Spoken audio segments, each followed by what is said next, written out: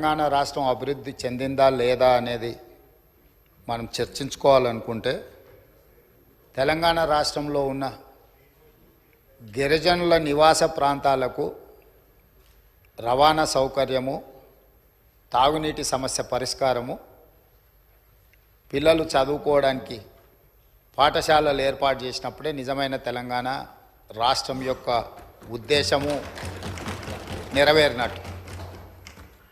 ఈ మధ్యకాలంలో నేను చాలా విషయాలు నా నియోజకవర్గంలో కూడా తమరికి తెలుసు, తమరి పక్కనే ఉంటుంది బొమ్మరాజపేట మండలం.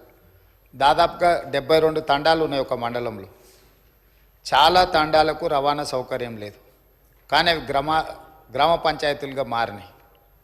ఆ ఊర్లో పాఠశాల లేకపోయినా, ఆ ఊరికి రోడ్డు లేకపోయినా, కొన్ని తండాలలో కరెంటు లేకపోయినా మనం వాటిని గ్రామ పంచాయతీలుగా వాటికి హోదా ఇచ్చినాం. అందుకే ఈ ప్రభుత్వం నిశితంగా గమనించి ఈ తెలంగాణ రాష్ట్రంలో ఉన్న అన్ని తండాలలో గ్రామ పంచాయతీలుగా రూపాంతరం చెందిన, గతంలోనే గ్రామ పంచాయతీలుగా ఉన్న తండాలకు ఖచ్చితంగా తండాల నుంచి మండల కేంద్రానికి 100% బీటీ రోడ్డు వెయ్యాలి అని మా ప్రభుత్వం నిర్ణయం తీసుకున్నది.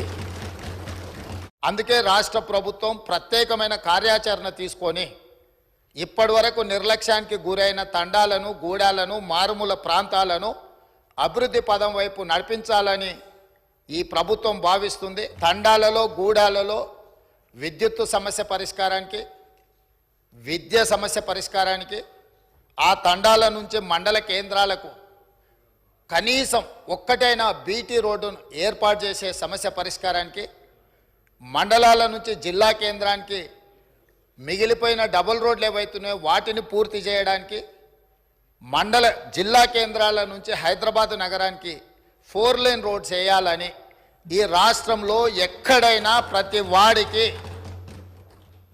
ఒక మంచి రవాణా సౌకర్యం ఏర్పాటు చేయడం ద్వారా ఇవాళ పేదవాళ్ళు కష్టపడి వాహనాలు కొనుక్కుంటున్నారు, కానీ సొంత ఊరికి పోవాలంటే రోడ్డు ఉండడం లేదు.